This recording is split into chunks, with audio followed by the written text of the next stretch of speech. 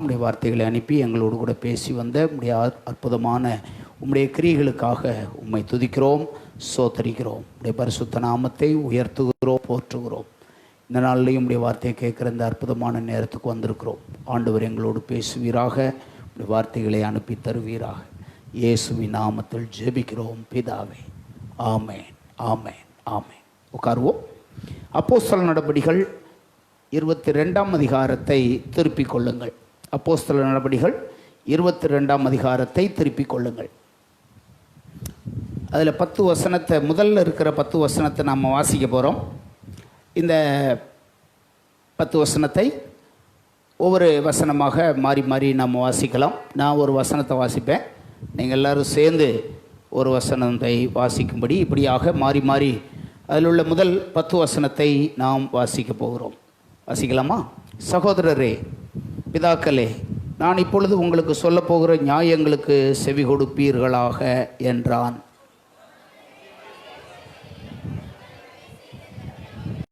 அவர்களை கட்டி எருசலேமுக்கு கொண்டு வரும்படி நாம் எல்லாரும் இணைந்து 10வது வசனம், ஒரு வசனத்தை நாம் எல்லாரும் இணைந்து வாசிக்கலாமா? அப்பொழுது நான், ஆண்டவரே, நான் என்ன செய்ய வேண்டும் என்றேன். அதற்கு கர்த்தர், நீ எழுந்து தமஸ்குவுக்கு போ, நீ செய்யும்படி நியமிக்கப்பட்டது எல்லாம் அங்கே உனக்கு சொல்லப்படும் என்றார்.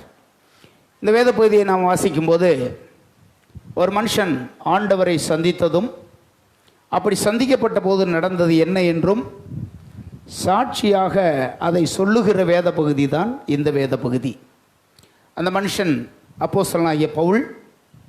எருசலேமிலே தேசாதிபதி பவுலை கூப்பிட்டு, என்ன உன்னை பற்றி நிறைய புகார்லாம் வருது, நீ யார், என்ன விஷயம் அப்படின்னு பவுலை குறித்து கேட்டபோது திரளான ஜனங்கள் குற்றஞ்சாட்டும்படி ஏராளமான ஜனங்கள் முன்னே கூடியிருந்த போது எருசலேமிலே தேசாதிபதியினுடைய அரண்மனையிலே தன்னை இயேசு எப்படி சந்தித்தார், நான் எப்படி பிறந்தேன், எப்படிலாம் நான் வளர்ந்தேன், நான் எப்படி கல்வி கற்றேன், இதெல்லாம் சொல்லிவிட்டு நான் எப்படி தேவனுக்காக வைராக்கியமாக இருந்தாலும் அதற்கு பிற்பாடு இந்த மார்க்கத்தாராகிய விசுவாசிகளெல்லாம் துன்பப்படுத்தும்படி அவர்களெல்லாம் ஒரு வழி பண்ணணும் அப்படின்றதுக்காக நான் எருசலேமிலிருந்து தமஸ்குவுக்கு பிரயாணமாய் போய் அங்கே இருக்கிற விசுவாசிகளெல்லாம் துன்பப்படுத்துவதற்காக நான் போனேன். அப்படி போகிற வழியில் தான் ஒரு பேரொளி என்னை சந்தித்தது என்று சொல்லி தன்னுடைய சாட்சியை திரளான ஜனங்கள் நிற்கும்போது சொல்லுறது தான் நாம் படித்த இந்த வேத பகுதி. அதிலே தான் பிறந்ததையும் தான் இயேசுவால் சந்திக்கப்பட்டதையும், அந்த இயேசு என்னை எப்படி சந்தித்தார் என்றும், அந்த இயேசுவிடத்தில் நான் என்ன கேள்வி கேட்டேன் என்றும், அதற்கு அவர் என்ன பதில் சொன்னார் என்றும் வரிசையாக ஒரு திரள் கூட்டமான ஜனங்கள் மத்தியிலே தன்னுடைய சந்திக்கப்பட்ட சாட்சியை பவுல் அங்கே சாட்சியாக சொல்கிறார். இயேசு அவரை சந்தித்த போது ஆண்டவரிடத்தில் இப்படி கேட்டாராம். அவர் வசனம் 7ஆம் வசனத்தில் போட்டிருக்கு, நான் தரையிலே விழுந்தேன். அப்பொழுது சவுலே, சவுலே, நீ என்னை ஏன் துன்பப்படுத்துகிறாய் என்று என்னுடனே சொல்லுகிற ஒரு சத்தத்தை நான் கேட்டேன். அதற்கு நான், ஆண்டவரே, நீர் யார் என்றேன். அவர் சொன்னார், நீ துன்பப்படுத்த போகிற நசரேனா இயேசு நானே என்றார். என்னோடு கூட இருந்தவர்கள் வெளிச்சத்தை கண்டு பயமடைந்தார்கள், என்னுடனே பேசினவருடைய சத்தத்தையோ அவர்கள் கேட்கவில்லை. அப்பொழுது நான் ஆண்டவரை பார்த்து இப்படி கேள்வி கேட்டேன், நான் என்ன செய்ய வேண்டும் என்றேன். அதற்கு கர்த்தர், நீ எழுந்து தமஸ்குவுக்கு போ, நீ செய்யும்படி நியமிக்கப்பட்டதெல்லாம் அங்கே உனக்கு சொல்லப்படும். ஆண்டவர் இயேசு பவுலுக்கு சொன்ன, நீ செய்யும்படி நியமிக்கப்பட்டது எல்லாம் உனக்கு நான் சொல்லுவேன். நான் ஏன் உன்னை சந்தித்தேன், நான் ஏன் உன்னை ரட்சித்தேன், நீ என்ன செய்யணும், உனக்கு சில காரியத்தை நான் நியமிச்சிருக்கேன். உனக்கு நியமித்தவைகள் எவைகளோ அவைகள் எல்லாவற்றையும் நீ அறிந்து கொள்ள வேண்டுமானால் நீ எழுந்து தமஸ்குவுக்கு போ, அங்கே உனக்கு சொல்லப்படும் என்ற ஒரு வார்த்தையை ஆண்டவர் நேரடியாக பவுல்கிட்ட சொல்றார். ஆண்டவர் அவனை தெரிந்து கொண்டதையும், அவனுக்காக சில காரியங்களை நியமித்து வைத்ததையும், அந்த காரியம் என்ன என்று சொல்லி ஒரு ஆள் உனக்கு சொல்லுவார், நீ எழுந்து போ என்று அனுப்பிவிடுகிற அந்த பேச்சையும் இந்த வேத பகுதியிலே நாம் படிக்கிறோம். ஒரு மனிதனை ஆண்டவர் சந்தித்தால் அவனை குறித்து அவனுக்காக நியமித்த பல காரியங்களை ஆண்டவர் வச்சிருக்கிறார். அது பவுலுடைய வாழ்க்கையிலே நிறைவேறியது. அப்போஸ்தலனாகிய பவுல் முதல்ல சந்திக்கப்பட்ட போது ஒரு பெரிய பேரொளி மூலமாக இயேசு அவனை சந்தித்தார். நாம் எல்லாருக்கும் தெரியும். அவன் கண் பார்வையற்று அந்த ஆண்டவரை அந்த பேரொளியை நோக்கி பார்த்தபோது ஆண்டவர் அங்கிருந்து அவனோடு கூட பேசுவார். இப்படி பேசி அவனிடத்திலே தான் யார் என்பதை அவனுக்கு வெளிப்படுத்துவார். நீ யாரை துன்பப்படுத்த போறியோ அந்த இயேசு நானே என்று உயிர்த்தெழுந்த இயேசு பவுலுக்கு தரிசனமாகி பேசுவதை நாம் பைபிளில் 2 இடத்துல பார்க்கலாம். ஒன்று அப்போஸ்தலர் 9ஆம் அதிகாரம், இன்னொன்று அப்போஸ்தலர் இந்த 22ஆம் அதிகாரம். இந்த 2 அதிகாரத்திலையும் பவுல் சந்திக்கப்பட்டது. 9ஆம் அதிகாரத்திலே பவுல் சந்திக்கப்பட்டது. 22ஆம் அதிகாரத்திலே எப்படி ஆண்டவர் என்னை சந்தித்தார் என்று பவுல் சாட்சியாக சொல்லுகிற இந்த வேத பகுதி. உண்மையாகவே ஆண்டவர் நம்மையும் வித்தியாசமான முறையிலே நம்மை சந்தித்திருக்கிறார். பவுலை போல தான் சந்திக்க வேண்டும் என்ற அவசியமில்லை. சிலரை ஆண்டவர் பவுலை போல சந்திக்கிறார், சிலரை ஆண்டவர் வேறு முறையிலே சந்திக்கிறார். நாம் எல்லாரையும் வித்தியாசமான முறையிலே அவர் சந்திக்கிறார். இப்படி சந்திக்கப்பட்ட நாம் பவுலுக்கு ஒரு காரியத்தை நியமித்து வைத்திருக்கிறேன் அப்படின்னு ஆண்டவர் சொன்னார். அதை போல இந்த புதிய ஏற்பாட்டு காலத்திலே தேவனால் சந்திக்கப்பட்டிருக்கிற சபையாகிய விசுவாசிகளாகிய உங்கள் ஒவ்வொருவருக்கும் சில காரியங்களை ஆண்டவர் நியமனம் பண்ணி வைத்திருக்கிறார். அவர் நியமித்து வைத்திருக்கிறார் நமக்காக. உங்களுக்கு நியமிக்கப்பட்டதை நீங்கள் அறிந்து கொள்ளும்படி தேவன் தன்னுடைய வார்த்தையின் மூலமாக இன்றைக்கு உங்களோடு பேசும்படி விரும்புகிறார். நாம் நியமிக்கப்பட்டதை நாம் அறிந்து கொள்ள வேண்டியது அவசியமானது. ஆண்டவர் என்னை ரட்சித்திருக்கிறார், எனக்கு நியமித்தது என்ன?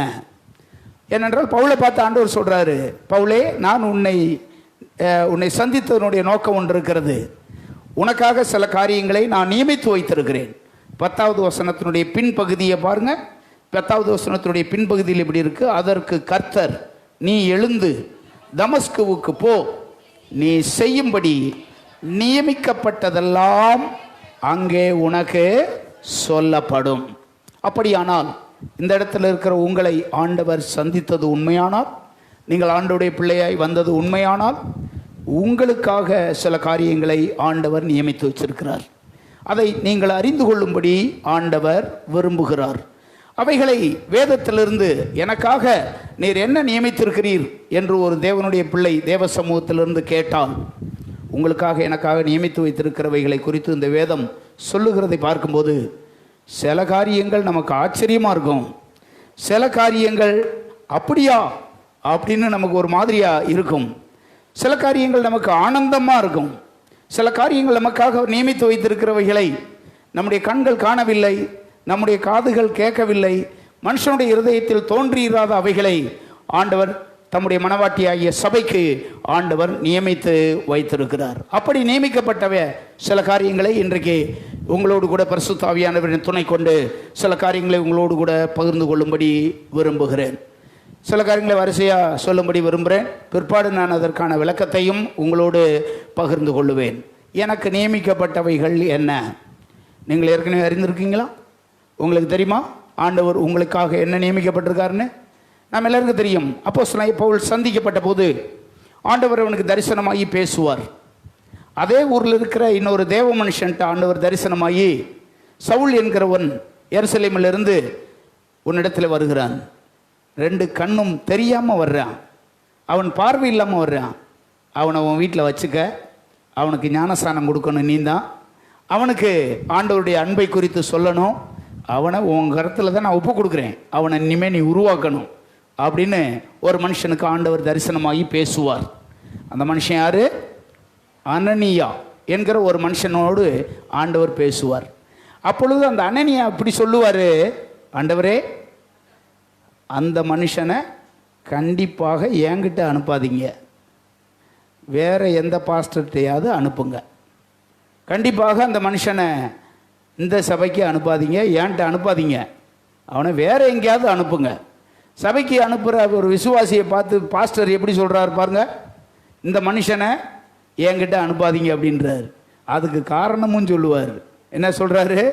அந்த மனுஷன் எருசலேமிலும் அதை சுற்றி இருக்கிற ஊர்களிலையும் விசுவாசிகளை பயங்கரமாக கொடுமைப்படுத்தினவன், சபையை துன்பப்படுத்தினவன், அப்படிப்பட்ட மோசமான அளவன், அவனை கொண்டு வந்து என்கிட்ட அனுப்புறீங்களே, அந்த முரடனை என்கிட்ட தயவுசெய்து அனுப்பாதீங்க ஆண்டவரேன்னு அந்த மனுஷன் ஜெபம் பண்ணுவான்.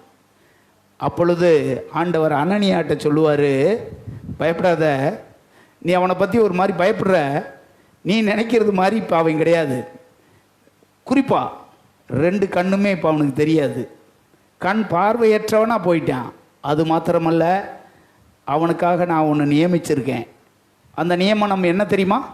அப்போஸ்தலர் 9ஆம் அதிகாரம் வசனம் 15 அந்த வசனத்தில் நம்ம பார்க்குறோம்.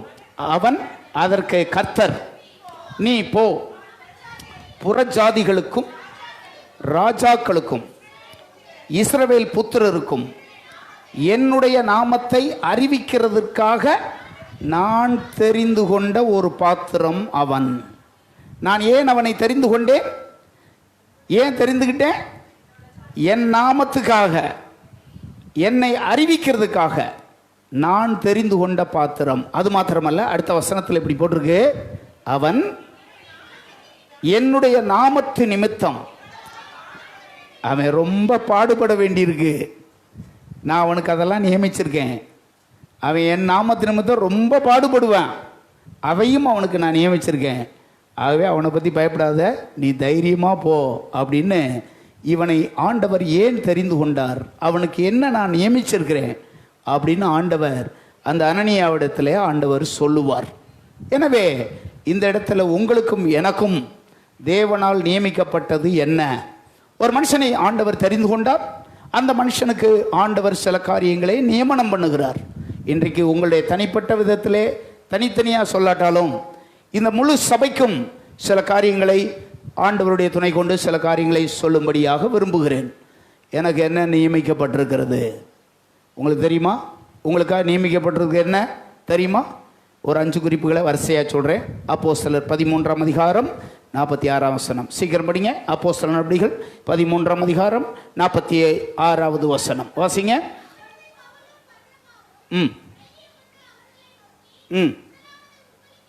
அந்த வசனம் இல்லைம்மா, இந்த வரேன்.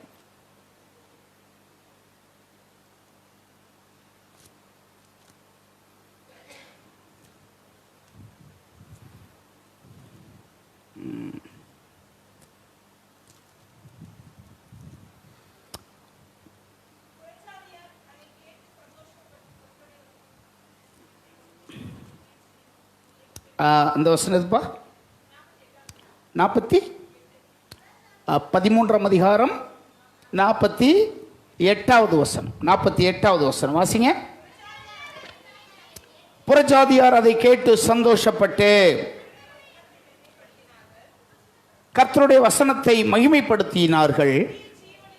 நித்திய ஜீவனுக்கு நியமிக்கப்பட்டவர்கள் எவர்களோ அவர்கள் விசுவாசித்தார்கள் அப்படின்னு ஒரு வசனம் போட்டிருக்கு.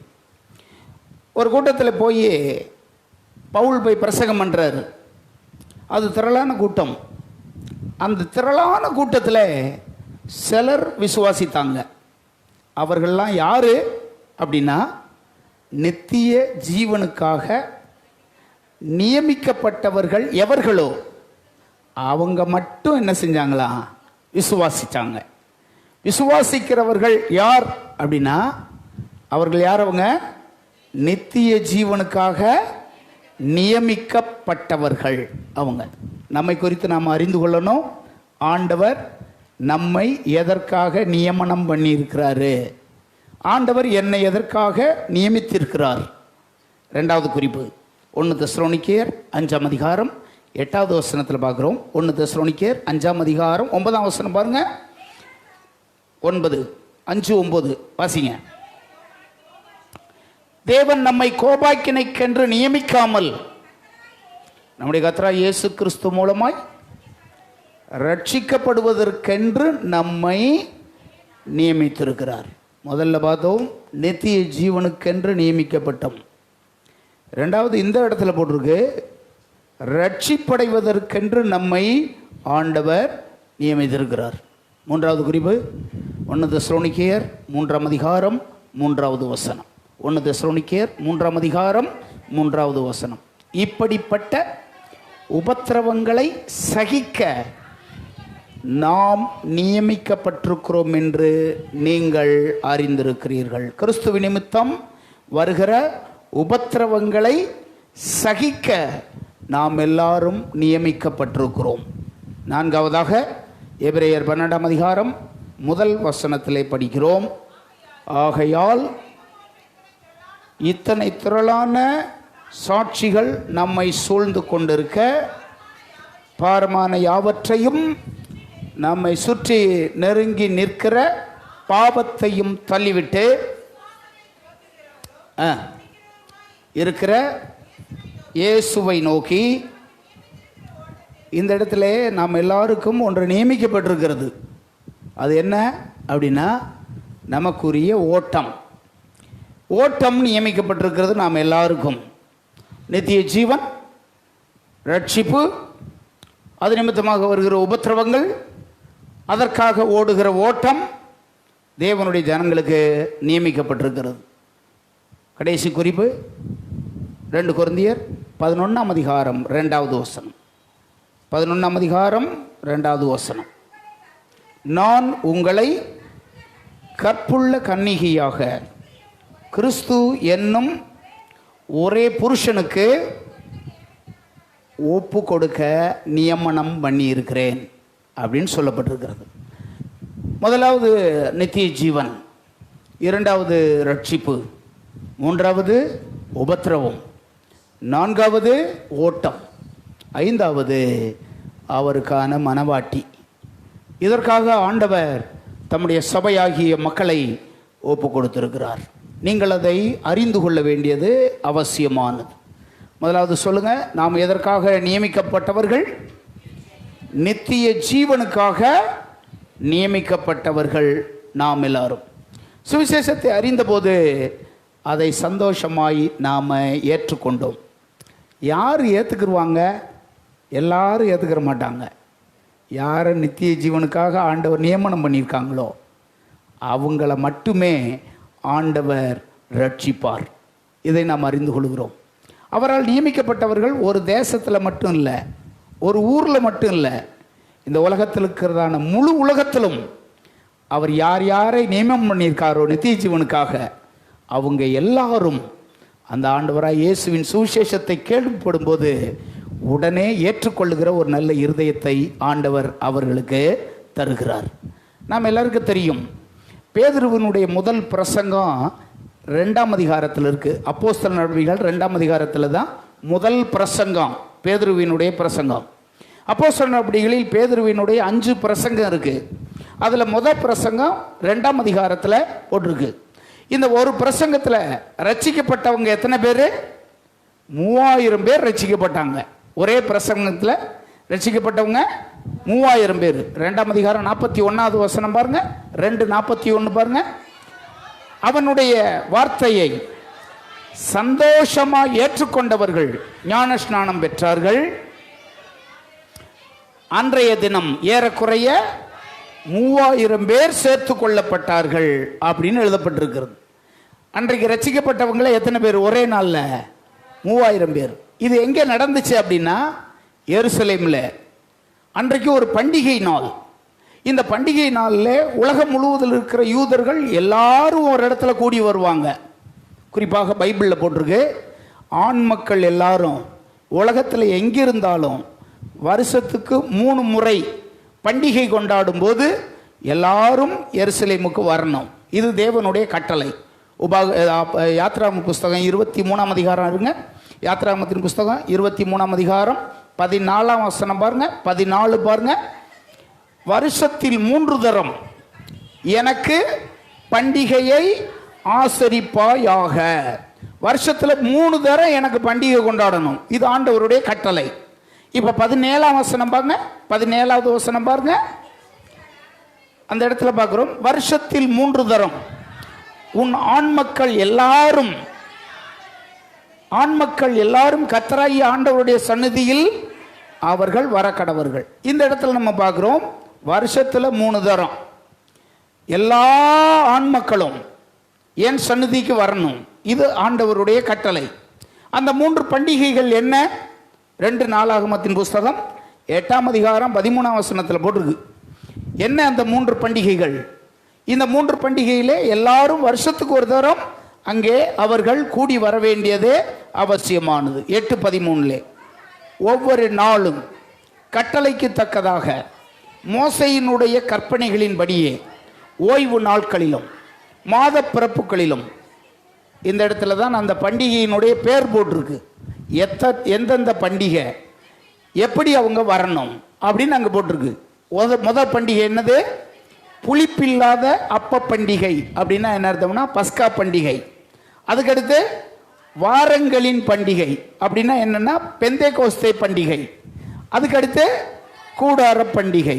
இந்த 3 பண்டிகை இஸ்ரவேலருக்கு ரொம்ப முக்கியமானது. மொத்த பண்டிகைகள் 7 பண்டிகை இருக்கு. அறுப்பின் பண்டிகை, சேர்ப்பின் பண்டிகை, இதை போன்ற 7 பண்டிகைகள் இருக்கு. அதுல 3 பண்டிகைக்கு எல்லா ஆண் மக்களும் கண்டிப்பாக எருசலேமுக்கு வர வேண்டும் என்ற கட்டளை தேவனால் மோசையின் மூலம் ஒப்படைக்கப்பட்டது. இந்த 3 பண்டிகைகளுடைய பேரும் இதில் போட்டிருக்கு. ஒன்று, முதல் பண்டிகை பார்க்குறோம், புளிப்பில்லாத அப்ப பண்டிகை, அதுதான் பஸ்கா பண்டிகை. அதுக்கடுத்து வாரங்களின் பண்டிகை அப்படின்னா அந்த பண்டிகை, அந்த வாரங்களின் பண்டிகை பெந்தேகோஸ்தே பண்டிகை, பெந்தேகோஸ்தே பண்டிகை. அதுக்கடுத்து கூடார பண்டிகை. இந்த 3 பண்டிகையிலே இப்போ பேதுரு 2வது அதிகாரத்தில் படிக்கிறோம் அல்லவா, அது என்ன பண்டிகை? 2வது அதிகாரத்தில் முதல் வசனத்தில் போட்டிருக்குல்ல, பெந்தேகோஸ்தே என்னும் நாள் வந்த போது எல்லா ஜனங்களும் அங்கே என்ன செஞ்சாங்க? கூடி வந்தாங்க. பல ஆயிரம் பேர் கூடி வந்தாங்க. பல ஆயிரம் பேர் கூடி வந்தாங்க. சீசர்கள் 120 பேர் மேல் வீட்டில் உட்கார்ந்து பரிசுத்தாவிக்காக அவர்கள் காத்து ஜெபம் பண்ணும்போது பரிசுத்தாவியானவர் அவர்கள் கூடியிருந்த இடத்துல இறங்கி வந்தார் அப்படின்னு நம்ம பார்க்கிறோம். இந்த பண்டிகைக்கு வந்திருந்த எல்லா ஜனங்களும் அவர்கள் பரிசுத்தாவினால் நிரப்பப்பட்டு அந்நிய பாஷையில் பேசுறத கண்டு வித்தியாசமா பார்த்தாங்களாம். இவங்கெல்லாம் சிலர் குடிச்சிருக்காங்க அப்படின்னாங்களாம், சிலர் ஒரு மாதிரி லூஸ் மாதிரி என்னமோ புலம்புறாங்க அப்படின்னாங்களாம். இதுதான் அப்பொழுது அங்கே நடந்தது. இந்த பண்டிகையிலே என்ன நடந்தது என்பதை பேதுரு அறிந்து கொண்டு அந்த பண்டிகையில் கூடி வந்த எல்லாருக்கு முன்னாடி இது என்ன என்று சொல்லி யோவேல் தீர்க்கதரிசியினால் நிறைவேறிய அந்த தீர்க்க தரிசனம் இப்பொழுது நிறைவேறுகிறது என்று சொல்லி கூடியிருந்த எல்லா ஜனங்களுக்கும் இந்த பரிசுத்த ஆவியானவர் யார் என்பதை குறித்து அவன் பிரசங்கம் பண்றான். இந்த பிரசங்கத்தை ஆயிரக்கணக்கான மக்கள் கேட்குறாங்க. ஆனால் எல்லாரும் ரட்சிக்கப்படலை. ஒரு குறிப்பிட்ட மக்கள் ரட்சிக்கப்பட்டாங்க. அது எத்தனை பேர்? 3000 பேர். இவர்கள் யார்? ரட்சிக்கப்பட்டவங்க யாரு? யார் நித்திய ஜீவனுக்காக நியமிக்கப்பட்டாங்களோ அவங்க மாத்திரம் என்ன செஞ்சாங்க? ரட்சிக்கப்பட்டாங்க. உண்மையாகவே ஆண்டவர் உங்களுக்கும் எனக்கும் கொடுத்திருக்கிற வாக்குத்தத்தம் என்ன அப்படின்னா 1 யோவான் 2:25 நம்ம படிக்கிறோம். நித்திய ஜீவனை அளிப்பேன் என்பதே அவர் நமக்கு செய்த வாக்குத்தத்தம். நித்திய ஜீவனை அளிப்பேன் என்பதே அவர் உங்களுக்கும் எனக்கும் கொடுத்திருக்கிற வாக்குத்தத்தம். இந்த நித்திய ஜீவனுக்காக நியமிக்கப்பட்டவர்கள் யாரோ இந்த உலகத்தில் எங்கிருந்தாலும் கர்த்தர் அவங்களை தேடி போவார். எங்கிருந்தாலும் கர்த்தர் அவர்களை தேடி போவார். அவர்களை கண்டுபிடிப்பார். அவர்களை தேவனுடைய பிள்ளைகளாக ஆண்டவர் மாற்றுவார். எல்லாராலும் ஒதுக்கப்பட்டிருந்திருப்பால் சமாரியா ஸ்திரீ. அவருடைய வாழ்க்கை முறை அப்படி இருந்தது. எல்லாரும் அவளை கொஞ்சம் வித்தியாசமாக பேசி ஒதுக்கி வச்சிருந்திருப்பாங்க. இயேசு அந்த மகள் நித்திய ஜீவனுக்காக நியமிக்கப்பட்டவள் என்பதை அறிந்து இயேசு அந்த பெண்ணை தேடி போய் அன்றைக்கு அந்த ராஜ்யத்தினுடைய பிள்ளையாய் ஆண்டவர் மாற்றினார். யோவான் 4ஆம் அதிகாரம் 3-4 வசனத்திலிருந்து 8-9 வசனம் வரைக்கும் அதை குறித்து நம்ம படிக்கிறோம். சமாரியா ஸ்திரீ எல்லாராலும் புறக்கணிக்கப்பட்டவள். வித்தியாசமான சூழ்நிலையிலே அவளுடைய வாழ்க்கை இருந்தது. ஆனால் அவளும் தேவனுடைய ராஜ்யத்தின் பிள்ளையாக வரும்படி ஆண்டவர் அவளை அழைக்க சித்தம் கொண்டார். எனவே அந்த நாளில் அவள் நித்திய ராஜ்யத்தின் பிள்ளையாக மாறினாள். எல்லாராலும் ஒதுக்கப்பட்டவனாக இருந்தான் சகையு, வரி வசூல் பண்ணுகிற அந்த மனுஷன். எல்லாராலும் கெட்டவன் என்று சொல்லி பேர் எடுத்தான். ஏன்னா அந்த காலத்தில் 10 ரூபா வரி வசூல் பண்ண சொன்னாங்கன்னா ஆயத்துறையில் இருந்தவங்க பல மடங்கு சேர்த்து வசூல் பண்ணுவாங்க. எனவே அப்படிப்பட்ட அந்த டிபார்ட்மெண்ட்டில் இருக்கிறவங்களை மக்கள் வெறுத்தாங்க. இவங்கெல்லாம் இப்படிப்பட்டவங்க தான் என்று சொல்லி வெறுத்தாங்க. அப்படிப்பட்டவனை இயேசு வெறுக்காம அவனை தேடி இயேசு போய் நித்திய ராஜ்யத்தின் பிள்ளையாக ஆண்டவர் அவனை தெரிந்து கொண்டார். லூக்கா சுவிசேஷம் 19ஆம் அதிகாரம் 1 முதல் 10 வசனத்திலே அதை குறித்து நம்ம படிக்கிறோம். ஆண்டவர் சொன்னார், இந்த வீட்டுக்கு இன்றைக்கு ரட்சிப்பு வந்தது என்று சொல்லி சகைவி வீட்டை குறித்து ஆண்டவர் சொல்றதை நம்ம பார்க்கிறோம். மார்க்கு சுவிசேஷம் 5ஆம் அதிகாரத்தில் லேகியோன் பிசாசு பிடிச்சவன் கல்லறையில் இருந்தான். அவனை தேவனுடைய ராஜ்யத்தின் மகனாக மாற்றும்படி ஆண்டவர் சித்தம் கொண்டார். நான் சொல்ற இந்த நபர்கள்லாம் நல்லவங்களாகவோ அல்லது கனத்துக்குரிய பாத்திரமாகவோ இருந்தவங்க அல்ல. வித்தியாசமான சூழ்நிலையில் பிறந்தவங்க, வளர்ந்தவங்க, இருந்தவங்க. ஆனால் நித்திய ஜீவனுக்காக முன்குறிக்கப்பட்டதுனால அவங்க இருந்த இடம் வேற மாதிரி இருந்தாலும் இயேசு அவர்களை தேடி போனார். மார்க் 5ஆம் அதிகாரம் 1 முதல் 10 வசனத்திலே வாசிக்கிறோம் அல்லவா? லேகியோன் பிசாசு பிடிச்சவன், அவனுடைய குடியிருப்பு கல்லறையிலே இருந்தது என்றுதான் நம்ம பார்க்கிறோம். அவனுக்குள்ளே அசுத்தாவி இருந்தது.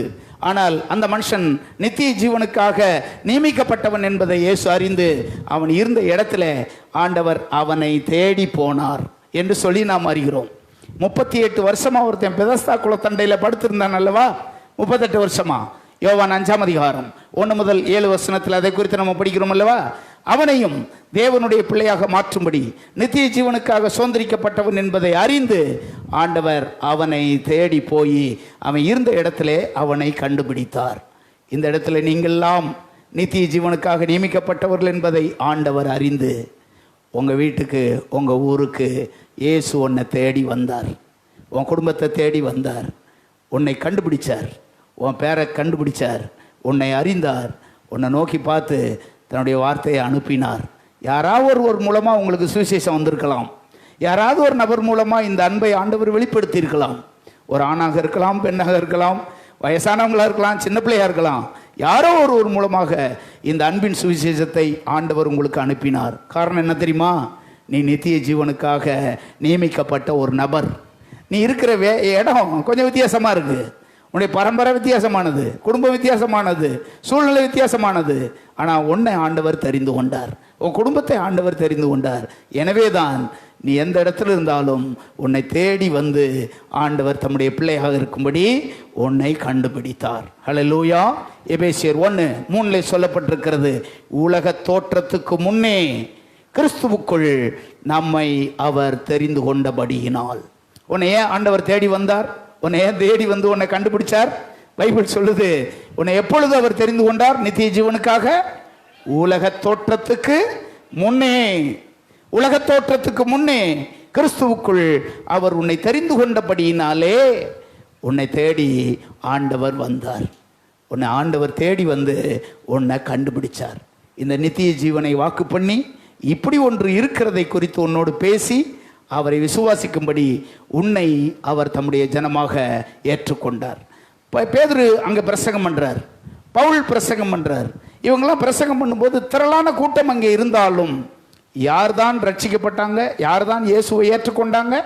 அந்த 48ஆம் வசனத்திலே பார்க்குறோம். அப்போஸ்தலர் 13:48 நம்ம வாசிக்கிறோம், நித்திய ஜீவனுக்கு யார் நியமிக்கப்பட்டாங்களோ அவங்க மட்டும் என்ன செஞ்சாங்களா? விசுவாசித்தார்கள். நாம் அதை கேள்விப்படும் போது ஏற்றுக்கொள்ளக்கூடிய இருதயத்தை ஆண்டவர் நமக்கு தந்தார். ஆண்டவர் அந்த இருதயத்தை ஆண்டவர் நமக்கு தந்தார்.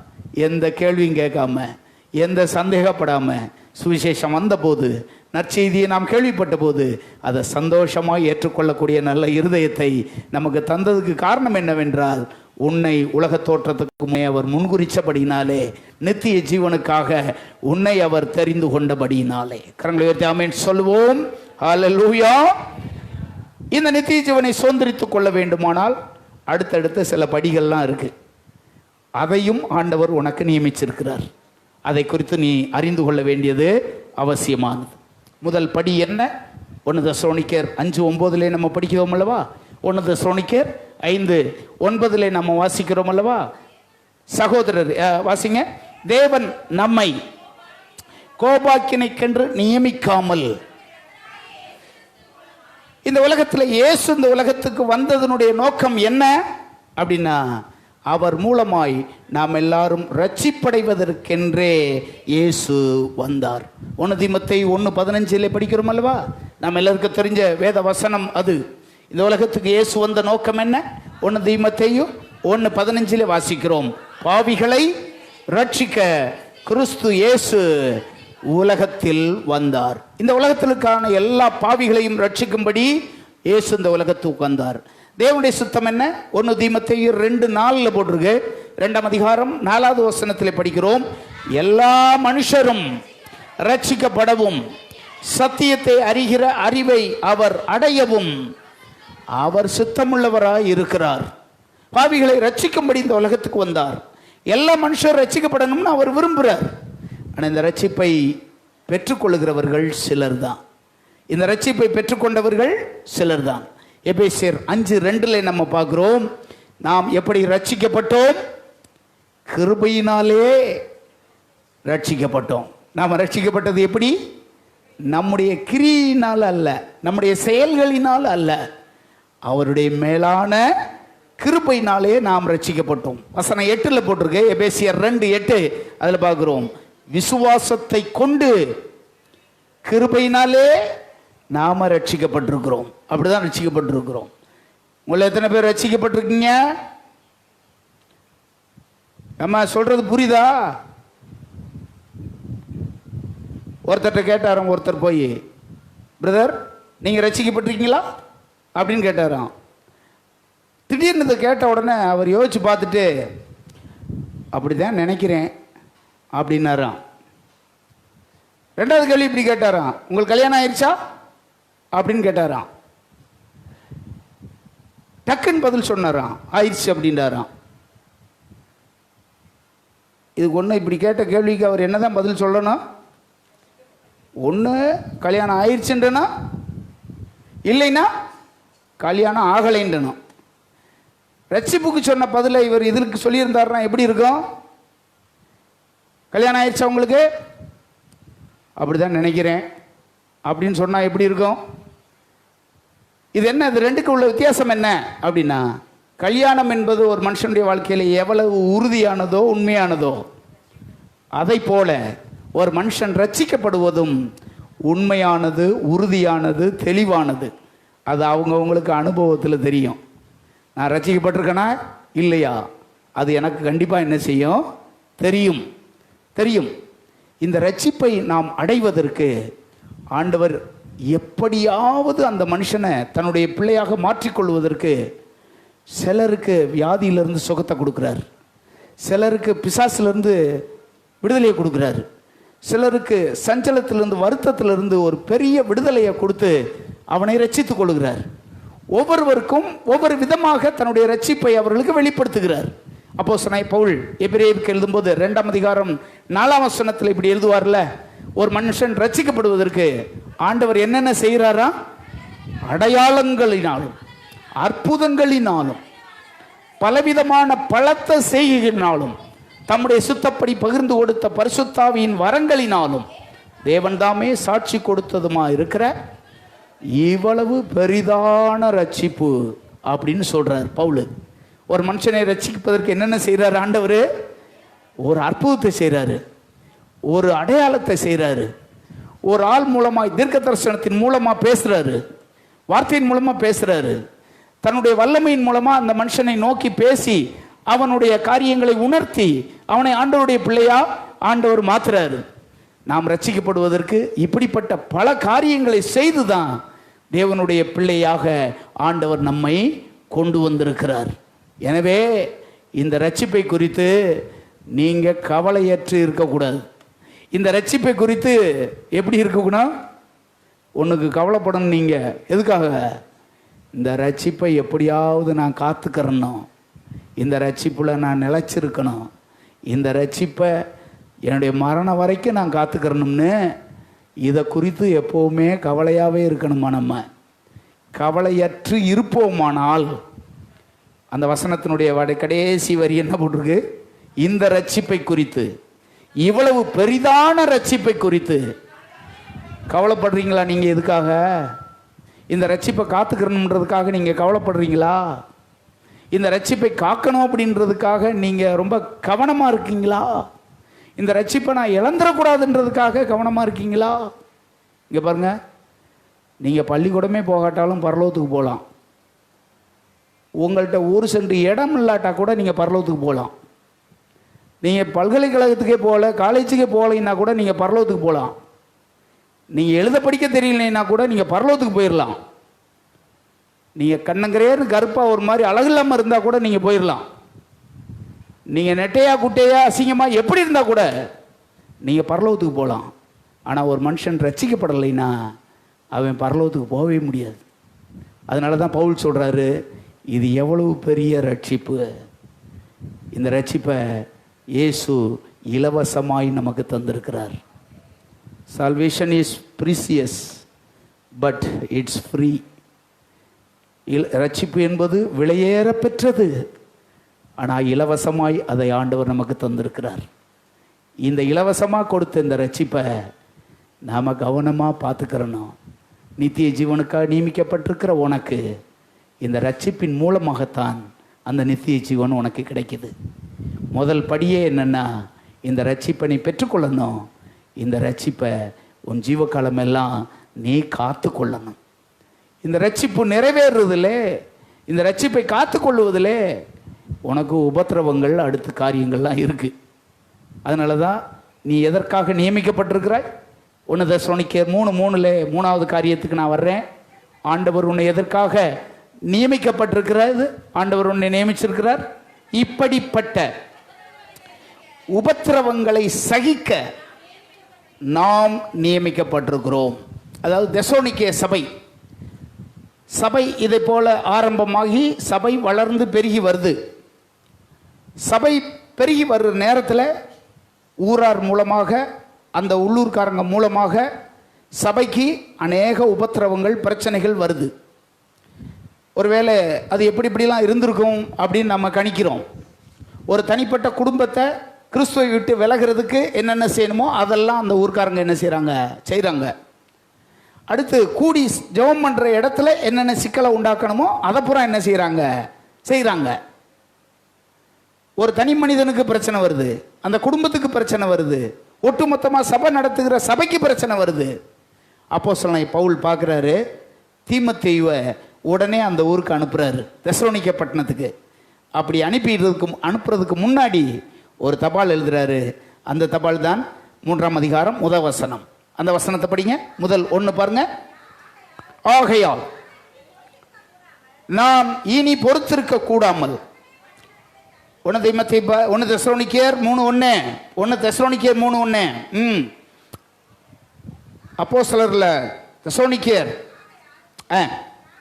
இனி பொறுத்திருக்க கூடாமல் அத்தனை பட்டணத்தில் தனித்து விடப்படுகிறது நன்மை என்று நினைத்து இந்த உபத்திரவங்களினால் ஒருவனும் அசைக்கப்படாதபடிக்கு உங்களை திடப்படுத்தவும், உங்கள் விசுவாசத்தை பற்றி உங்களுக்கு புத்தி சொல்லவும், நம்முடைய சகோதரனும் தேவ ஊழியக்காரனும் ஆகிய கிறிஸ்துவின் சுவிசேஷத்தில் எங்கள் உடன் வேலையாளுமாகிய தீமோத்தேயுவை உடனே உங்கள்கிட்ட நான் அனுப்புகிறேன்.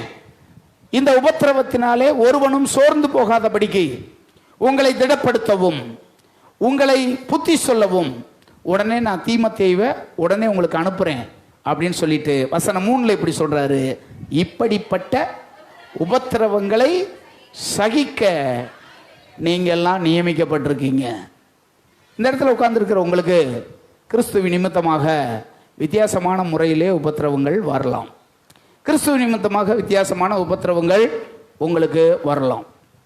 இப்போ ஒரு காரியத்தை சொல்கிறேன் பாருங்க. ஒரு நாள் நான் கார் ஓட்டிகிட்டு போய்கிட்டு இருக்கேன். பல முறை எனக்கு நடந்திருக்கு. அதில் ஒன்று சொல்கிறேன். கார் ஓட்டிகிட்டு போய்கிட்டு இருக்கும்போது, திருமணத்துக்கு முன்னாடி காரில் போய்கிட்டு இருக்கும்போது எனக்கு பின்னாடி ஒரு பஸ்ஸு வருது. அந்த பஸ்ஸில் உள்ள டிரைவரு தேவையில்லாமல் ஹார்ன் அடிச்சுக்கிட்டே வர்றாரு. பயங்கரமான சவுண்டு ஓடிக்கிட்டே வர்றாரு. ஊருக்கிட்ட போயிட்டேன். ஆனால் நான் காரை போய்கிட்டு இருக்கும்போது எந்த இடத்துலையும் நான் ஒதுங்கி அவருக்கு வழி விடுறதுக்கான இடமே இல்லை. ஆனால் அவர் ஹார்ன் அடிக்கிறத விடவே மாட்டுறாரு. முன்னாடி இடம் இருந்தால் தானே நம்ம சீக்கிரம் போக முடியும். ஒதுங்கிறதுக்கு இடம் இருந்தால் தான் நம்ம ஒதுங்க முடியும். அவர் பயங்கரமாக அடிச்சுக்கிட்டே வர்றாரு. ஹார்னை அடிச்சுக்கிட்டு வர்றாரு. ஒரு இடம் வந்துச்சு. அந்த இடத்துல போனோன்னு நான் ஒதுங்கிட்டேன். அவர் என்னை தாண்டி போனார். அவர் போயிட்டார். நான் பின்னாடி போகிறேன், அவர் காருக்கு பின்னாடி, அந்த பஸ்ஸுக்கு பின்னாடி நான் போகிறேன். வேகமாக போய்கிட்டு இருந்தவர், நானும் போய்கிட்டு இருக்கேன். ஒரு இடத்துல போனோன்னே நடு ரோட்டில் சடன் பிரேக் போட்டார். அப்படியே ஆண்டோடைய கிருபையினால் பின்னாடி போய் மோதாமல் நான் போய் இப்படி ஓரத்தில் போய் நானும் நின்ட்டேன். அவர் அங்கேருந்து காருக்குள்ளேருந்து என்னை பார்க்குறாரு டிரைவர். அங்கேருந்து என்னைய ஏதோ ஒன்று சொல்கிறாரு. கையை நீட்டி, தலையும் வெளியே நீட்டி, கையை நீட்டி சொல்கிறாரு. ஒருவேளை நான் கணிக்கிறேன், என்னைய திட்டி இருக்கலாம், ஏதாவது ஒன்று பேசியிருக்கலாம். அந்தளவுக்கு அவர் கோபத்தில் பேசுகிறாரு. நான் காருக்குள்ளே இருக்கேன். அப்பொழுதுதான் ஆவியானவர் என்னோட பேசினார். இந்த மனுஷன் என் நிமித்தமாக தான் உன்னை இப்படி பண்ணுறேன் அப்படின்ட்டார். அது காரணம் என்ன தெரியுமா? காருக்கு பின்னாடி இயேசுவின் நாமத்தை ஜீசஸ்ன்னு போட்டு வச்சுருக்கேன். இதை பார்த்தோன்னே பிசாசுக்கு என்ன செய்யாது? பிடிக்காது. இது ஒரு தரம் ரெண்டு தரம் இல்லை, பல முறை இதை பார்த்துருக்கேன் நான். அப்போ ஆண்டவர் எனக்கு உணர்த்தினார், என் நாமத்து நிமித்தம் இதை உன்னைய செய்கிறாவே அப்படின்னாரு. ஏன்னா காரணமே கிடையாது, எந்த காரணமே இல்லை. ஒருவேளை அந்த ஆள் உள்ளே உட்காந்து பயங்கரமாக கெட்ட வார்த்தையில் கூட என்னை திட்டியிருக்கலாம். அதுக்கு ஒன்றே ஒன்று, அவருடைய நாமத்தினால, அவர் நாமத்து நிமித்தமாக. இயேசு சொன்னார்லவா, இயேசு அப்படி தானே சொன்னார். மார்க்கு சுவிசேஷத்தில் நம்ம பார்த்தோம்னா விதைக்கிறவனுடைய ஓமை இருக்கும். விதைக்கிறவனுடைய ஓமை 4ஆம் அதிகாரத்தில், மார்க்கு சுவிசேஷம் 4ஆம் அதிகாரத்தில். அதில் நம்ம எல்லாத்துக்கும் தெரியும், சில விதை பாதையில் விழுந்துச்சு, பாறையில் விழுந்துச்சு, அப்புறம் முள்ளுள்ள இடத்துல விழுந்துச்சு, அப்புறம் நல்ல நிலத்தில் விழுந்துச்சு அப்படின்லாம் அதில் போட்டிருக்கு. 4ஆம் அதிகாரத்தில் பார்க்குறோம். அதில் ஒரு விதை வழியருகே விழுந்த விதையை குறித்து அங்கே பார்க்குறோம். இந்த வழியருகே விழுந்த விதை ஏன் பலன் கொடுக்கவில்லை அப்படின்னா, வசனம் 17, 4:17 பாருங்க. தங்களுக்குள்ளே வேர் கொள்ளாதபடியால் கொஞ்ச காலம் மாத்திரம் நிலைத்திருக்கிறார்கள். வசனத்தின் நிமித்தமும் உபத்திரவமும் துன்பமும் உண்டான உடனே இவர்கள் இடறல் அடைகிறார்கள். இவர்களே கற்பாறை நிலத்தில் விதைக்கப்பட்டவர்கள். வசனத்தின் நிமித்தம் உனக்கு என்ன வரும்? இதில் போட்டிருக்கு, வசனத்தின் நிமித்தம் உபத்திரவம் வரும், துன்பம் வரும். வசனத்தின் நிமித்தம், இயேசு என்கிற வார்த்தை நிமித்தம், நீ இயேசுவை ஏற்றுக்கொண்டது நிமித்தம் எந்த பிரச்சனைக்கும் நீ போயிருக்க மாட்ட, எந்த பிரச்சனைக்கும் நீங்கள் போயிருக்க மாட்டீங்க. ஆனால் உங்களுக்கு உபத்திரவமும் துன்பமும் வர்றதுக்கான காரணத்தை நீங்கள் அறிஞ்சுக்கிறணும். என்ன காரணம் அது? அவர் நிமித்தம். பேதுரு இதை குறித்து சொல்லுவார். 1 பேதுரு 4:16 சொல்லுவார். 1 பேதுரு 4:16 வாசிக்கிறோம். ஒருவன் கிறிஸ்தவனாய் இருப்பதினால் பாடுபட்டால் வெட்கப்படாமல் இருந்து அது நிமித்தம் தேவனை மகிமைப்படுத்த கடவன். எப்பொழுது? கிறிஸ்தவனாய் இருக்கிறதுனால பாடுபட்டால், உபத்திரவப்பட்டால் அது நிமித்தம் தேவனை மகிமைப்படுத்த கடவன். அது நிமித்தம் தேவனை மகிமைப்படுத்த கடவன். இப்பொழுது உபத்திரவங்கள், பிரச்சனைகள்லாம் நீங்கள் போய் பல காரியங்களை செஞ்சதுனால இல்லை. உங்களை உபத்திரவப்படுத்துகிறவங்க எதுக்கு தெரியுமா படுத்துகிறாங்க? கிறிஸ்துவின் நிமித்தம், ஆண்டவராகிய இயேசு கிறிஸ்துவினுடைய நிமித்தம். இந்த உபத்திரவம் உன்னை என்ன செய்யும்? உபத்திரவம் மூலமாக என்ன நடக்குது நமக்கு அப்படின்னா, உபத்திரவம் உன்னை தேவனுடைய மனுஷனாக உன்னை உருவாக்கும். உபத்திரவங்கள் வரும்போது, பாடுகள் வரும்போது உன்னை நிச்சயமாக தேவ மனுஷனாக நிலைநிறுத்துவதற்கு அந்த உபத்திரவங்கள் தான் உன்னை உருவாக்குகிறது. 119ஆம் சங்கீதம் வசனம் 71 நம்ம படிக்கிறோம் அல்லவா? 119, 71 நம்ம படிக்கிறோம். இங்கே சங்கீதக்காரர் இப்படி சொல்கிறான், நான் உபத்திரவப்பட்டது எனக்கு நல்லது. எப்பொழுது இதை சொல்வார்னா, இந்த உபத்திரவத்தின் மூலமாக இன்னும் ஆண்டவரே உம்மை சார்ந்து கொண்டேன், இன்னும் உம்மை நான் பற்றி கொள்ளுகிறேன். இந்த உபத்திரவம் தான் என்னை உருவாக்குறது. அப்போ சொல்லலாம், யோவான் பத்மதீவில் இருப்பார்ல, பத்மதீவில் அவர் இருக்கும்போது ஒரு தரிசனத்தை பார்ப்பார். திரளான கூட்ட ஜனங்கள், ஏராளமான கூட்ட ஜனங்கள் தேவனுடைய சிங்காசனத்துக்கு முன்னாடி ஒரு முறை நிற்கிறதை தன்னுடைய தரிசனத்தில் பார்ப்பார். ஒரு தூதன் வந்து யோவான்கிட்ட இப்படி கேட்பாரு, இவங்கெல்லாம் யாரு, இவ்வளவு பெரிய கூட்டம் நிற்கிறாங்களே, இவங்கெல்லாம் யாருன்னு கேட்பாரு. அப்பொழுது யோவான் சொல்லுவார், இவங்க யாருன்னு எனக்கு தெரியாது, அது உங்களுக்கு தான் தெரியும் அப்படின்னு யோவான் அந்த தூதன்கிட்ட சொல்லுவார். அப்பொழுது அந்த தூதன் சொல்லுவார், இவங்கெல்லாம் யார் தெரியுமா? 7ஆம் அதிகாரம் 14ஆம் வசனம், வெளிப்படுத்தின விசேஷம் 7ஆம் அதிகாரம் 14ஆம் வசனம். அதில் சொல்லப்பட்டிருக்கிறது, ஆண்டவரே அது யார் அப்படின்னு எனக்கு தெரியாது, அது உமக்கே தெரியும் என்றேன். அதற்கு அவன், இவர்கள் மிகுந்த உபத்திரவத்திலிருந்து வந்தவங்க இவங்க. இது பரலோக காட்சியை யோவானுக்கு ஆண்டவர் காமிக்கிறாரு. இந்த பரலோக காட்சியிலே உலகத்திலே பல ஜாதிகள் இருந்தும் ஜனத்திலிருந்தும் தேசத்திலிருந்தும் அவரால் ரட்சிக்கப்பட்டு வந்த திரளான கூட்ட மக்கள் அங்கே நிற்கிறாங்க. இவங்க யார் அப்படின்னு யோவான் கேட்டபோது இவனுக்கு என்ன பதில் வருது தெரியுமா? இவங்கெல்லாம் யார் தெரியுமாப்பா? மிகுந்த உபத்திரவத்திலிருந்து வந்தவங்க. மிகுந்த உபத்திரவத்திலிருந்து இவங்க வந்தவங்க. அப்போ பரலோகத்துக்கு ஒருவன் போக வேண்டுமானால் இந்த வசனம் அவன் வாழ்க்கையில் நிறைவேறணும். அவன் மிகுந்த உபத்திரவங்கள் வந்தாலும் இந்த உபத்திரவங்கள் மத்தியிலையும் ஆண்டவருக்காக வைராக்கியமாக நிற்கிறவனாக இருக்கணும். அப்படி நிற்கிறவன் தான் இந்த கூட்டத்தில் அவங்களால வந்து என்ன செய்ய முடியும்? நிற்க முடியும்.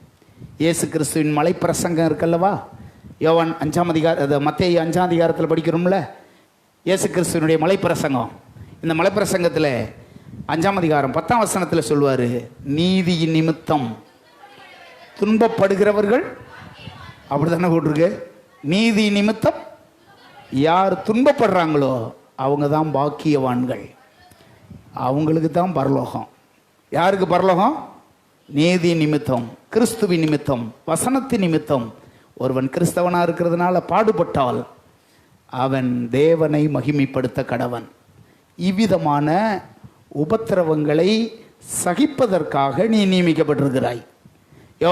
தெசலோனிக்கேரில் பவுல் சொல்கிறார் இப்படி, தெசலோனிக்கேர் 1, தெசலோனிக்கேர் 3:3 சொல்கிறாரு, இவ்விதமான உபத்திரவங்களை சகிக்க நாம் நியமிக்கப்பட்டிருக்கிறோம் என்பதை நீங்கள் அறிந்துக்கிறணும். உபத்திரவங்களை எதிர்க்க அல்ல, உபத்திரவங்களை சகிக்க, உபத்திரவங்களை மேற்கொள்ள, உபத்திரவங்களை எதிர்த்த அந்த காரியம் அல்ல, உபத்திரவங்களை என்ன செய்யணும்? சகிக்கணும்.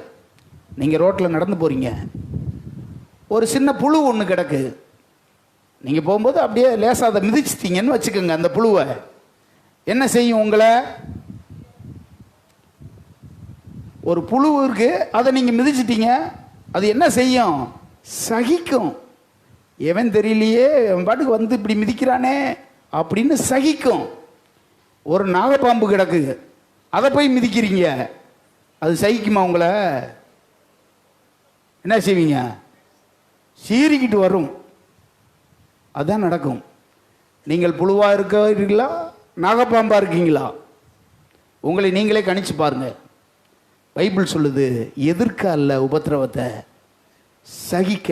இவ்விதமான உபத்திரவங்களை நீங்கள் சகித்தால், நீதி நிமித்தம் வருகிற துன்பங்களை சகித்தால் நீங்கள் பாக்கியவான்களாக இருப்பீங்க. பரலோக ராஜ்யம் உங்களுடையது.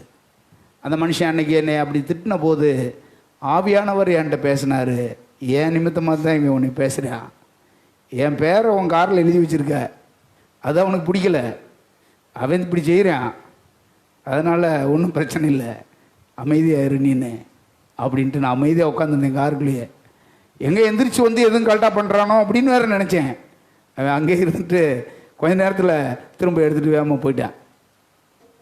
கிறிஸ்துவ நிமித்தம் சில நேரத்தில் அதெல்லாம் நமக்கு வரும்.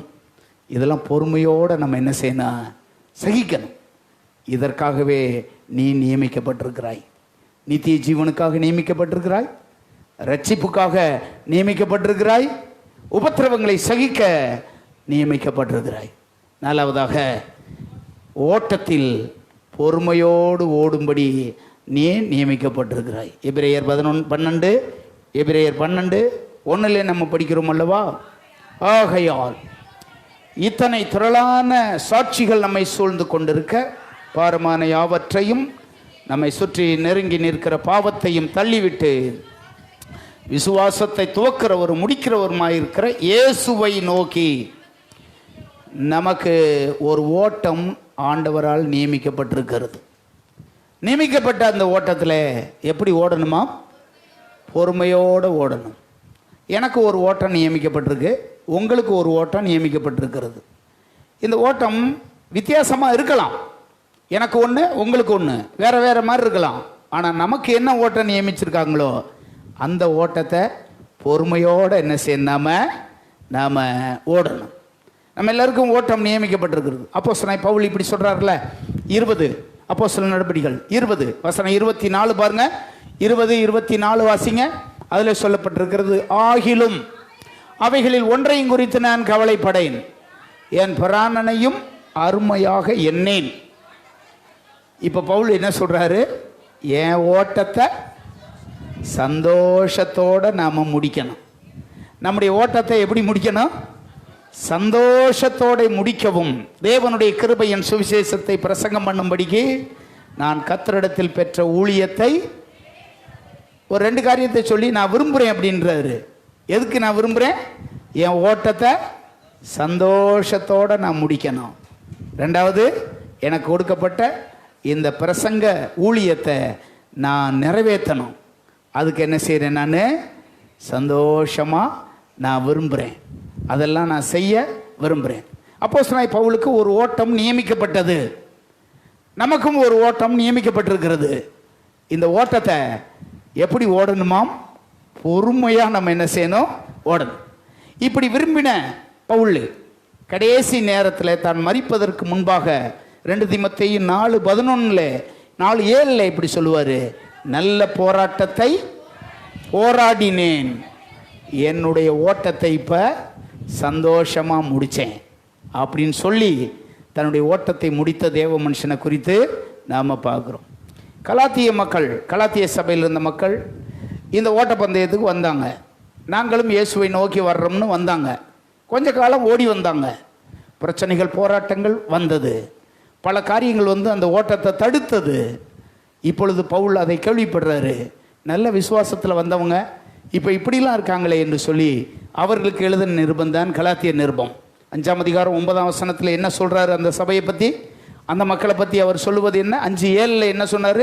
5:7 பாருங்க. நீங்கள் ஏற்கனவே நீங்கள் எல்லாரும் நல்லா தான் ஓடிக்கிட்டு இருந்தீங்க, சத்தியத்துக்கு கீழ்ப்படியாமல் போக அன்றைக்கு கலாத்திய சபையினர் நல்லா ஓடிக்கிட்டு இருந்தவங்களை தடுத்த ஒரு சக்தி இருந்தது. அந்த சக்தி இந்த புதிய ஏற்பாட்டு காலத்திலேயும் உங்கள் ஓட்டத்தை தடை செய்ய இருக்கும். இதெல்லாம் தாண்டி தான் நீங்கள் என்ன செய்யணும்? ஓடணும். 1 கொரிந்தியர் 9ஆம் அதிகாரத்தில் ஓட்டப்பந்தயத்தை குறித்து பவுல் பேசுகிறார்ல. 1 கொரிந்தியர் 9ஆம் அதிகாரம் வசனம் 24 நம்ம வாசிக்கிறோம் அல்லவா? அதில் என்ன சொல்லப்பட்டிருக்கு? பந்தய சாலையில் ஓடுகிறவர்கள் எல்லாரும் ஓடுவாங்க, ஆகிலும் ஒருவனே பந்தய பொருளை பெறுவான் என்று அறியீர்களா? நீங்க எப்படி ஓடணும்? நமக்கு ஒரு ஓட்டம் நியமிக்கப்பட்டிருக்கிறது. ஒரு ஓட்டம் என்ன செய்து நியமிக்கப்பட்டிருக்கிறது. அந்த ஓட்டம் என்னன்னு கண்டுபிடிக்கணும். அதில் பொறுமையோடு ஓடணும். நம்ம அப்போஸ்தலனாகிய பவுல் மாதிரி நம்ம சொல்லணும், என் ஓட்டத்தை சந்தோஷத்தோடு நான் என்ன செய்யணும்? முடிக்கணும். என் ஓட்டத்தை சந்தோஷத்தோடு முடிக்கணும்.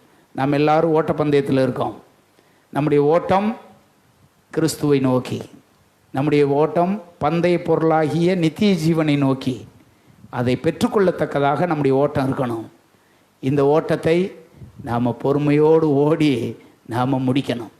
எனவே அந்த 12ஆம் அதிகாரம் முதல் வசனத்தில் அவர் சொல்லுவதற்கு முன்பாக 11ஆம் அதிகாரத்தில் வெற்றியாய் ஓடி முடித்த 16 நபர்களை குறித்து பவுல் பேசுவார்.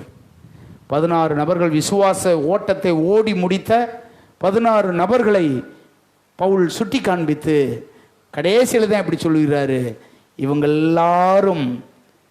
எல்லாரும் இப்படிலாம் ஓடி இருக்காங்க, இத்தனை திரளான சாட்சிகள் நம்மை சூழ்ந்து கொண்டிருக்க, பாரமான யாவற்றையும் நம்மை சுற்றி நெருங்கி நிற்கிற பாவத்தையும் தள்ளிவிட்டு விசுவாசத்தை துவக்கிறவரும் முடிக்கிறவருமாயிருக்கிற கிறிஸ்துவை நோக்கி பொறுமையோடு உங்களுக்கு நியமித்திருக்கிற ஓட்டத்தில் என்ன செய்யணும்? ஓடிக்கிட்டே இருக்கணும். உங்களுக்கு நியமித்திருக்கிற ஓட்டத்தில் நீங்கள் பொறுமையோடு என்ன செய்யணும்? ஓடிக்கொண்டே இருக்கணும். எனவே நமக்கு ஒரு ஓட்டம் தேவனாலே நியமிக்கப்பட்டிருக்கிறது. அப்படிதான் நியமிக்கப்பட்டிருக்கிறது. எப்படி ரெபெக்கால், ஆதியாகம புஸ்தகத்தில் ரெபெக்கா பொண்ணு பார்க்க வர்றப்ப தண்ணி எடுத்துக்கிட்டு இருக்கோம். அந்த அம்மா, அந்த வாலிப பொண்ணு வந்து தண்ணி எடுத்துக்கிட்டு இருக்கோம். இப்படி தண்ணி எடுத்துக்கிட்டு இருக்கிற அந்த பிள்ளை இந்த எலியேசர் வந்தோடனே, ஏமா குடிக்கிறது கொஞ்சம் தண்ணி விடுமா அப்படித்தான் ஒரு வார்த்தை கேட்பாரு. உடனே அந்த பொண்ணு சொல்லும், நீர் குடியும், உன் ஒட்டகத்துக்கும் நான் வார்ப்பேன் அப்படின்னு 40 அடி ஆழமுள்ள கிணத்துக்குள்ளே இறங்கி அந்த ஒட்டகத்துக்கு பூரா தண்ணி கொண்டாந்து என்ன செய்ய கொடுத்துக்கிட்டே இருக்கும். ஒரு குறிப்பில் படித்தேன், ஒரு நேரத்துக்கு 300 லிட்டருக்கு மேலே ஒட்டகம் தண்ணி குடிக்குமா. 300 லிட்டருக்கு மேலே. அவன் கொண்டு வந்திருக்கிறது எத்தனை ஒட்டகம்? 10 ஒட்டகத்தை கொண்டு வந்திருப்பேன். அது தெரிஞ்சுதான் சொல்லுது அந்த பிள்ளை, அந்த பொண்ணு, இவன் எனக்கு தண்ணி விடுமான்னு கேட்பேன். அந்த பொண்ணு என்ன சொல்லும்? நீர் குடியும், உங்களுடைய ஒட்டகத்துக்கு பூரா நான் என்ன செய்கிறேன்? தண்ணி கொடுக்குறேன் அப்படின்னு சொல்லும். இப்போ உள்ள வயசு பிள்ளைகள்ட்டெல்லாம் போய் சொன்னோம்னா எப்படி இருக்கும் யோசிச்சு பாருங்க. அன்னைக்கு இருந்த ரெபெக்கா எப்படி செஞ்சிச்சு பாருங்க. அதோடைய ஓட்டத்தை குறித்து அந்த அதிகாரத்தில் 2 இடத்துல போட்டிருக்கு. வசனம் 20 பாருங்க, 24, 20 பாருங்க. ஆதியாகமம் 24, 20 பாருங்க.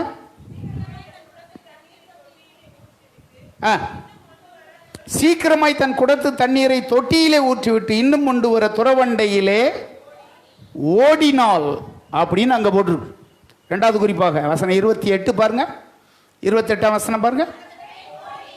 அந்த பெண் ஓடி இந்த காரியங்களை தன் தாயின் வீட்டில் உள்ளவர்களுக்கு, ரெபெக்கால் வயசு பிள்ளையா இருக்கும்போது ஓட்டம் நடைமுறை இருந்திருக்கா. அந்த ஓட்டம் அவளை சும்மா விடலை.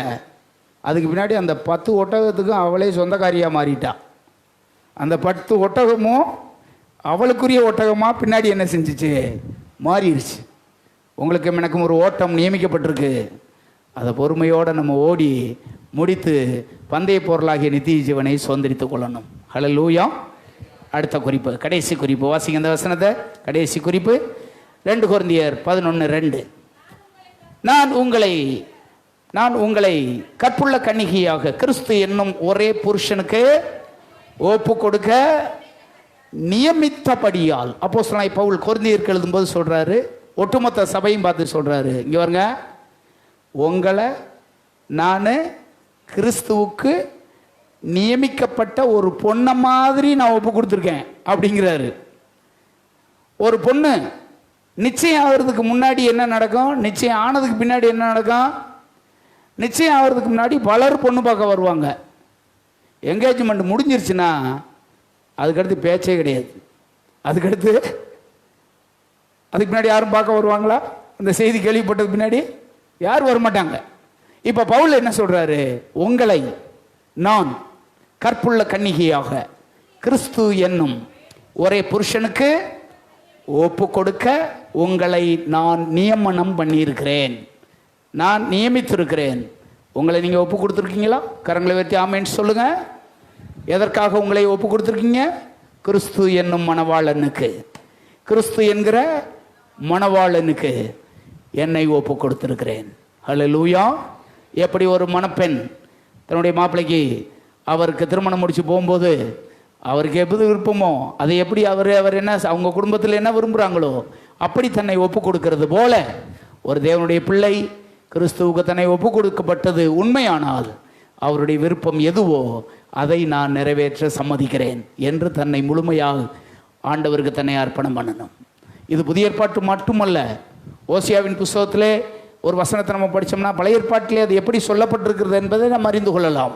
இதற்கு ஒப்பனையான வசனம் ஓசியாவின் புஸ்தகம் 2ஆம் அதிகாரம் வசனம் 19, வசனம் 20, இந்த 2 வசனத்திலே நம்ம படிக்கும்போது நித்திய விவாகத்துக்கென்று ஆண்டவர் சொல்றார் பாருங்க, உன்னை நான் நியமனம் பண்ணியிருக்கேன். எதுக்கு?